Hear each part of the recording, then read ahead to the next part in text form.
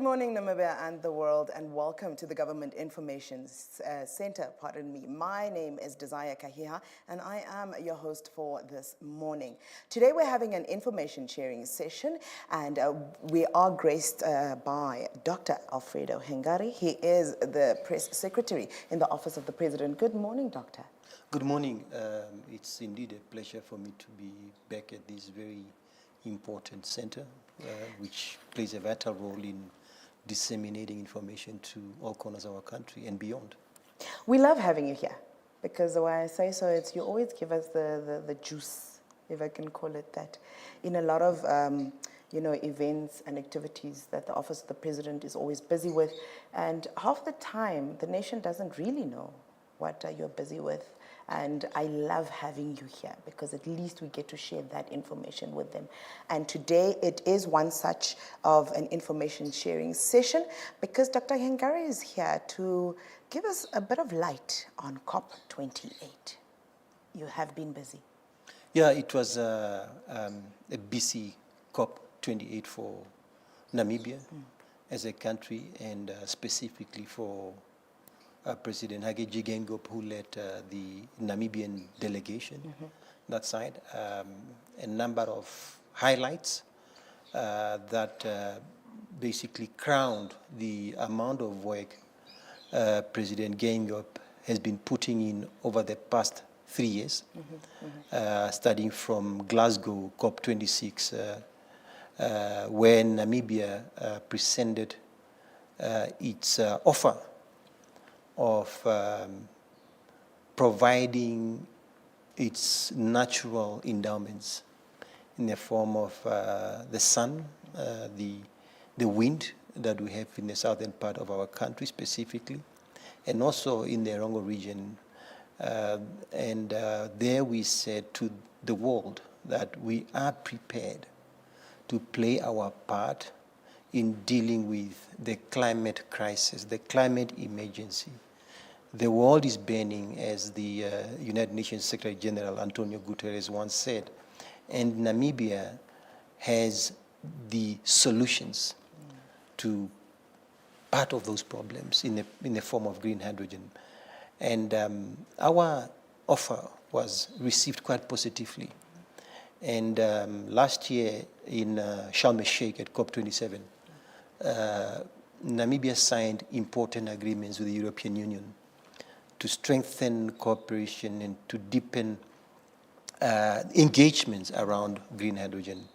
And this year at COP28, Namibia basically was affirmed as one of the emerging clean energy superpowers in Africa. And that was the message of President Geingob, to say, we are ready. We have started the green hydrogen journey. Projects are already on the ground, and we are hopeful that these projects will succeed and the world will be able to decarbonize, and Namibia will make her contribution. So that was the message. But there was also another important message that I must share here, which also informs this commitment of Namibia to pursue renewables, because as a country, the sixth report of the Intergovernmental Panel on Climate Change listed Namibia as one of the countries in sub-Saharan Africa that are severely affected by climate change. Climate change is affecting our agricultural production, thereby compromising our food security. And as a country, we are now, as we speak, in a period of drought. The government has availed over 600 million for that endeavor. But we are not just stating the problem. We have provided our nationally determined contributions, and that will cost us about $15 billion US, and that's a lot of money. And especially for a country that does not pollute the earth. Namibia's contribution to carbon dioxide is very minimal, yet we are bearing a big brand of the climate emergency. So that was the message of President Geingob, but also one of saying We have set up the policies, the institutions that are geared towards Namibia contributing positively towards the reduction of carbon dioxide in the atmosphere. Mm-hmm. And I think as a nation, it gives us great pride to have our head of state, representing such a small country, but through such good leadership, have such a small country put its foot down and say, look, this is what we're offering, this is what we can do, even though it's not necessarily caused by us. We are in it for all of us. Exactly. I think it speaks to the question of leadership that you mentioned, but also innovative policies and thinking, governance that is geared towards not only dealing with some of the domestic challenges that we are facing, because of course green hydrogen is also about us. It's a win-win situation. We want to deal with climate emergency at a macro level, but also we want to use this new industry as a platform to diversify our economy and to create new engines of growth. Mm-hmm, mm-hmm. As we say here, information sharing is for all of us, and those that want to use other platforms to listen to this session, you can do so at our ministerial social media platforms. On Facebook, we are at MICT Namibia, and on YouTube, we are at MICT Namibia as well. The Office of the Presidency has their handle. Dr. Hangari, can you share it with us, please? Yeah, our Twitter handle is at NAM-Presidency. Mm-hmm. So all of these platforms are right now streaming this particular session. So if you have anybody else that is not necessarily in front of a television that you feel would actually benefit from this session, please do share the handles with them and they can tune in. Mr. Hangari, a platform like COP28, Doctor, pardon me, is a platform that brings a lot of people, a lot of countries, a lot of organizations together. And a country such as Namibia, as you said, would need billions of US dollars. Mm-hmm. Are there any new partnerships that you can maybe share at this point with us that were made at this platform? Yeah, no, I also have to mention that during COP28, President Geingob participated in a high-level panel of about 5 world leaders that included the Vice President of the United States, Kamala Harris, as well as the President of the European Commission, Ursula von der Leyen. And President Geingob once again made the case for Namibia to say, look at Namibia as a country that can play an important role in dealing with the climate emergency. Of course, the European Union is already on board. You may recall that in October, President Geingob was invited to join the President of the European Commission in Brussels to discuss exactly these matters of climate change and the contribution of Namibia through green hydrogen. And we were able to secure about 1 billion euros that was pledged by the European Union towards assisting Namibia and also facilitating investments into the green hydrogen sector. There is continuity there with the European Union as a partner. But I must also mention the fact that on that very same panel where President Geingob participated alongside the Vice President of the United States, the U.S. government also pledged $3 billion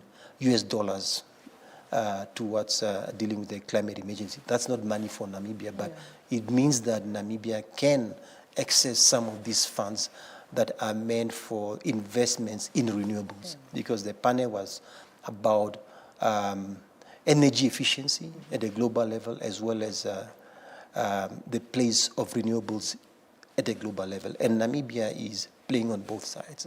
We are looking at the right technologies, the right policies to promote energy efficiency, the type of bulbs that we use, because climate change dealing with climate change would also require adaptation. We need to adapt our construction systems. We need to adapt the type of lights that we use, because some of them consume more energy than others, and that speaks to energy efficiency. So it's about policies, it's about adaptation, because for us as a country, that $15 billion is about some of those things. How do we become more energy efficient? How do we consume energy better? But on the question of renewables, where we are really playing, because Namibia is not a country that uses a lot of fossil fuels in its energy generation, but we need to increase capacity into the grid, and the role of renewable energy in that mix is quite important, and that's why green hydrogen for us is about also domestic energy security. I must also mention the fact that in light of the role we are playing as a country in the green hydrogen industry conversation, and the interest that we are receiving as a country from countries like China, Japan, President Geingob was invited by a leading industrialist who is making consequential investments in green energy. In Australia, in the United Kingdom, I saw taxis that are powered by green hydrogen. And this gentleman invited President Geingob as his special guest to witness the christening of the first green ship. It's called the Green Pioneer, which is powered by ammonia. And as a country, we are also looking at developing ammonia, because it's important to decarbonize what is referred to as the hard-to-abate sectors, that is the shipping industry and so on.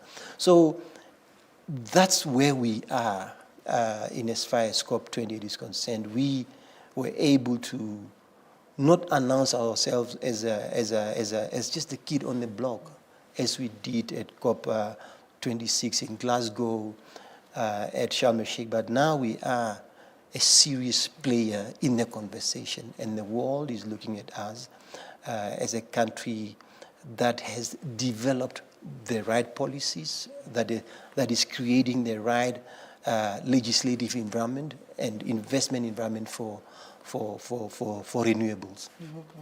And I like the fact that you mentioned the investment aspect of it, because if we look at our main hub of green hydrogen, that will be our town of Ludritz. Yeah. And already, I think the town council there, along with the government at large, has really done a lot to prepare the ground for what is coming. And if you look at it, a lot of companies nowadays really want to venture into things that are healthy for the environment. Exactly. Including our shipping companies and so on. So a lot of this has been happening. It's been in play.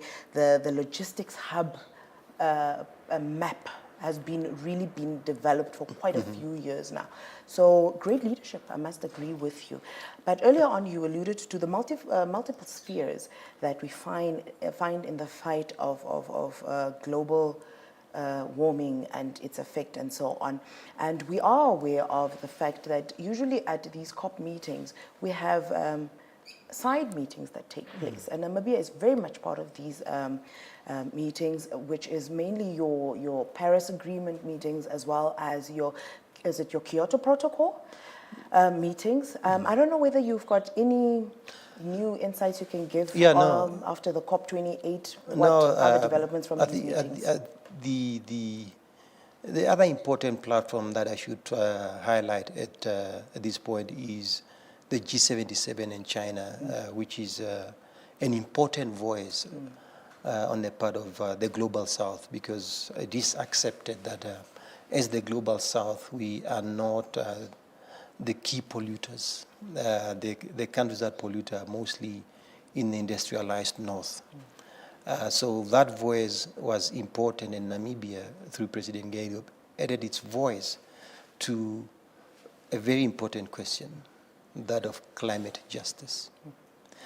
Because what is lost at times in the conversation in the North is the emphasis on an energy transition, but one that ignores the cost of that transition. That's true. So countries like Namibia and many countries in the global south, which form part of the G77, they don't pollute as much. So there's a need to take cognizance of that fact. And that's why at the African COP last year in Sharm el-Sheikh, and Namibia and a number of other countries from the developing world were pushing for the loss and damage fund, which is now a reality, which will be incubated at the World Bank. Of course, as the developing world, that was not our preference. We wanted a new entity to be created for that fund, but unfortunately, that's what it is. Nonetheless, I think and I should also mention that President Gengob also participated in a platform where he was invited by President Masisi of Botswana also to look at these matters of climate justice and a just transition. So it was quite an eventful COP28 for the President and Namibia, and one where, as a country, we registered big wins. Eventful, I believe, is not only just about the COP28, but I must say the office of the presidency in the year of revival really had an eventful one. I would want us to actually venture into that one. We are nearing the end of the year, and as a country, would want to know, what was the year about? We had agendas set out, very important ones. Were you able to achieve this? How did you maneuver through the year of revival? Yeah, no, it was indeed a year that is rich in terms of the achievements that we have scored as a country. You may recall that in his New Year statement, President Gengob called on all Namibians to work collectively and also in their own individual capacities to make sure that we develop our country one step at a time.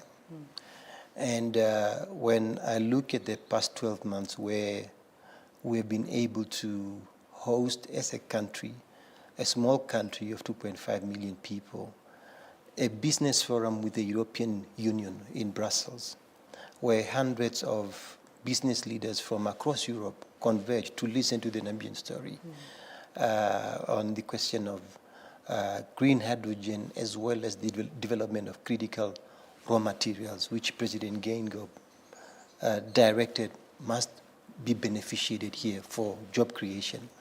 That's an important win because it crowns the road we have traveled as a country in what is a nascent industry in our country. But I think there are also some other important wins on the part of the economy. You might have heard from the Minister of Finance and Public Enterprises, Ipumbushimi, in October, I think, when he tabled his midterm budget. There were a number of positive things in there that speak to what we've been able to achieve in the year of revival, but also the cumulative effect, positive effect of the engineering that we've been executing over the past 8-9 years. Many of us have been worried about the economy because if we don't grow our economy, we don't create jobs. Our economy for this year, the projections were, I think, around 2.9%, but we went over I think we were at around 3.5%. That's the projection. So that's positive for our country because economic growth means more jobs.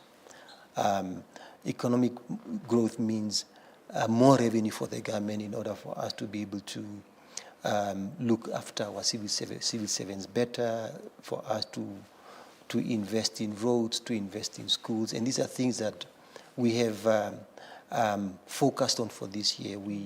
You may recall that the question of classrooms for our learners is an important one. And this year we were able to add 500 more classrooms across the country. Of course, we didn't meet the target, but we have been able to undertake some of those important infrastructure projects. I must also mention the fact that, when you look at the year 2021, 2022, our budget deficit was worryingly high. It was at around 6% or so. And I think it gives us great comfort as Namibians, especially those of us who are much older, to see that the deficit has been brought down to 4-point-something%, because President Gengo believes strongly that we must not leave debts that are unsustainable for future generations. That would mean that we've been irresponsible. And that, notwithstanding the fact that we went through a number of crises over the past 9 years. We had a commodity cycle bust, which affected our revenue, and we had to engage in a fiscal sustainability strategy. We had some of the most severe droughts ever to have been recorded in our history, 2018, 2019. And then we had a pandemic of epic proportions, COVID-19. And the scarring of all these crises on our economy has been untold. Yet, in this year of revival, there is light at the end of the tunnel, and it's not the oncoming train. That's very true, very true. I like that last part where you do state that honest truth, that it was dull, it was down and out seemingly, but the light we see now has been revived from within ourselves. Us as Namibians reviving our economies, trying to fight through it to make sure that we do get out of the hole and not necessarily just waiting for the next person or the next country or the next organization to get us out of it. So at the beginning of each year, we have these terms that are being stated out by the president. But when you come to the end of the year and you reflect, it really puts context to where and how long he thought about it. So revival, everybody was wondering, what are we reviving? What are you talking about, Dr. Hengari, when you're talking about revival? So I am glad that you are here to just give us that little bit of insight to say, look, this is what we were talking about at the beginning of the year, and this is what we did achieve. Especially, I think for me, the biggest bonus is that deficit that we brought down and the boost in our economy beyond projection. Thank you very much for that information. As we say, good things, your time hates good things.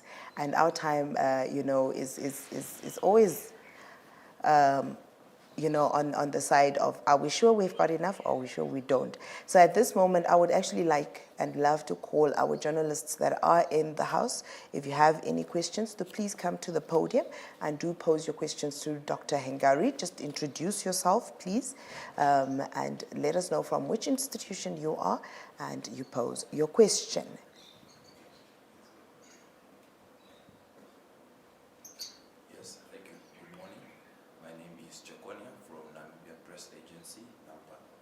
So my question is, in terms of these policies that Namibia will play a part of in decarbonizing the world, what are the policies that Namibia has put in place thus far? And my second question is, in terms of Namibia's involvement in COP28, what has Namibia spent? What is the expenditure of its involvement in COP? Or what are the future expenditures that Namibia aims to undertake in the near future? Thank you. Pardon me, are those two separate questions? That last question, is it one question? I'm hearing the cost of involvement in COP28, yes. And then the last part seems like a different question where future expenditure on COP participation. Yes. Okay, thank you. Well, I think we, in terms of COP participation, I'm not at liberty to speak to that. I'm not the right person because the lead ministry on COP28 is on COP generally is the Ministry of Environment, Tourism and Forestry, if I'm not mistaken. therefore I cannot really speak to that. But what I can mention is that as a country, we need to spend about 15 billion US dollars for climate adaptation and mitigation. Yeah. So meaning that for us to become compliant, for us to have a successful transition, that's what we need to spend as a country. That I can, put out in that manner. But on the question of policies as a country, we are a country that is known for the protection of the environment. And that is why we of course, we don't have major industries that pollute and so on, but I think the commitment of government to inscribe in the Constitution the protection of the earth is something that is laudable. So that drives policies across government. And I must also mention that the development of green hydrogen policies and so on, that also speaks to a policy environment that champions the protection of the earth and the environment. Because when you protect the earth, you are protecting people as well. Exactly. We hear policies and we hear all these things that we put in place to try and make sure that we prepare ourselves and our country to protect ourselves. Are there any particular policies currently that are not completely in solution, but on the basis of, the meetings that you had at COP28, that you feel that Namibia should actually also consider putting in place? Yeah, no, I think we, as a country, we have to strengthen our policy environment on the question of energy efficiency. Yeah. Because, as I said, the construction material that you use, the type of bulbs that you use, these are all important aspects in terms of reducing our carbon footprint as a country. So that's one direction. Of course, we do have renewable energy policies, but I think with the introduction of green hydrogen and new technologies, there will be adaptation in that sense, because we are at the level of a green hydrogen strategy, which basically would allow everything to cohere in our pursuit of that industry. Okay. And speaking of, we just spoke to policies now and what else needs to be strengthened. But I believe the year of revival had a lot of good momentum. I don't know if everybody else felt that, but I did personally. That's why I'm actually so grateful for it. But you worked closely with the various stakeholders that had a role, besides the everyday Namibian person, that had a role in ensuring that the activities that were set up at the beginning of the year of revival came to fruition. I would want to then just find out from you, are there specific things from your personal opinion, observing, being part of it, that you feel it's momentums of activities that weren't necessarily completed, but you would still want them to be carried through, even if it's to the next year? Yeah, no, I think we have an unresolved problem, which President Geingob has continued to emphasize, and that is the challenge of youth unemployment. It's one that keeps the president awake at night, and it's one that he would like to solve as a leader, and every day that is the concern, and all the actions that we undertake are geared towards solving that problem. The other one is housing. Housing is a big challenge in Namibia, and the good news is that we recently, as a government, developed a new housing policy that would allow us to think holistically about the challenge of housing. So that's a step in the right direction. But as the president always says, that governance is a collective effort. It's not a one-man show. And all their parts must come together for Namibian to work better. And the emphasis that President Gengo places all the time is the question of unity and social cohesion. Because with unity and social cohesion, no one will feel left out, and no one must feel left out. That is the message of the president. So, of course, there are things, as I said, we didn't build enough classrooms. Yes, we did build, but not enough in order to deal with the challenge at our hands. Yes, there are areas where we should have maybe moved faster, but we're not able to do so. But it's in the nature of governance because it's complex. You need to respect the processes, the systems, and the institutions that are at play. Otherwise, you might rush and do the wrong things. Yeah, very true. Very, very, very true. And I think that's one thing, you know, as a nation or maybe as a Namibian, I appreciate about our government. We try to make sure that things get done, we start, but we don't rush. Because I think the worst mistake you can ever make is double costing on something that could have cost you once. Because now you make a mistake, you need to break it down and start over again. Yes, So, but the president always says that we need to move faster.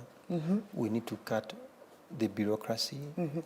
That slows implementation because when you implement, you are providing services to Namibians. So effective service delivery, that's the emphasis. Not to cut corners, not to do the wrong things in that process, but we need to move faster because the challenges that we are facing as a developing country, as a young democracy that has come of age are many. And President Gengo always says that when he leaves in 2025 and the country that he leaves behind must be better than the one that he found. And we are on track because I mentioned the challenges that we faced over the past 9 years. Crisis management, crisis leadership.